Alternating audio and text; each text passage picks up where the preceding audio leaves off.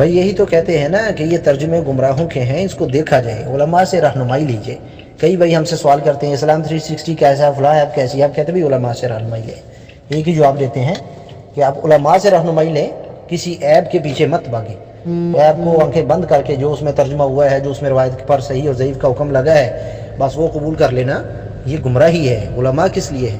صحیح بخاری میں حدیث ہے کہ اللہ علم کو ایسے ہی نہیں اٹھا لے گا، علم کو ایسے قبض نہیں کر لے گا، اللہ علماء کے اٹھائے جانے سے علم اٹھایا جائے گا، علماء کو اللہ اٹھائے گا۔ علماء اٹھا لیے تو کتابیں کون سمجھائے گا؟ یعنی علم جو ہے وہ علماء کے اٹھائے جانے سے اٹھایا جائے گا۔ یہ صحیح بخاری کی حدیث ہے کتاب العلم میں نا۔ یعنی ابھی ہمارے یہ شیخ جو ہے کہ ان کا نام کیا ہے، یہ آپ نے صافی صاحب نے اپنے گروپ میں ان کا ایک چھوٹا سا کلپ بھی ڈالا تھا کہ علم جو ہے اس کی حیات جو ہے، اس کی زندگی جو ہے وہ علماء کے ساتھ ہے۔ کتابیں تو موجود رہیں گی، جہلاء کتابیں تو پڑھتے ہیں، لیکن اس میں جو فہم ہوتا ہے، اس میں جو سمجھنے کی بات ہوتی ہے وہ نہیں سمجھ پاتے نا۔ اس لیے کوئی بھی ایپ ہے اس سے ڈائریکٹ ایپ سے پڑھ لینا، اور بس اسی وجہ سے لوگ گمراہ ہوئے۔ علماء سے رہنمائی لینی ہے۔ بھائی علماء کس لیے ہیں؟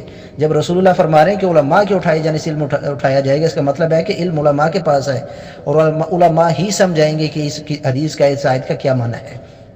اب یہ ایسی ہی بات ہے، صحیح بخاری کوئی بندہ خود ہی پکڑ لے، جاہل آدمی، اس کو صحیح سے عربی بھی زبان نہیں، جیسا مرزا کہہ رہا ہوتا ہے ابن تیمیہ نے یہ لکھا اور فلاں لکھا، عربی زبان آتی نہیں، بھائی تمہیں کیسے معلوم پڑا؟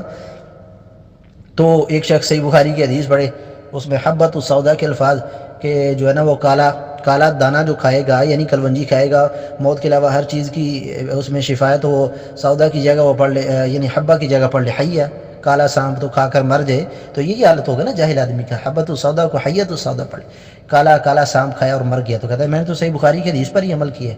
جاہل آدمی علماء سے سمجھنا ہے، حدیث کو خود سے سمجھے گا تو یہی حال ہوگا شخص۔